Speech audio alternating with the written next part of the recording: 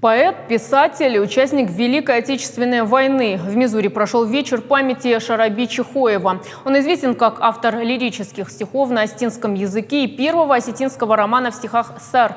На мероприятии к 105-летию со дня рождения поэта пришли члены Союза писателей республики, представители фамилии Чихоевых и школьники. Дети прочитали стихи Шараби Чихоева, а гости вспомнили непростой жизненный путь автора.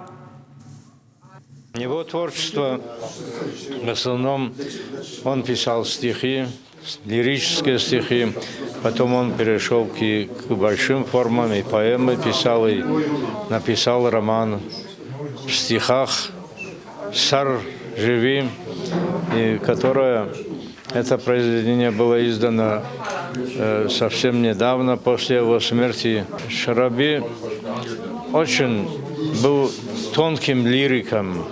Его стихи очень легко запоминаются, они очень лиричные, философичные.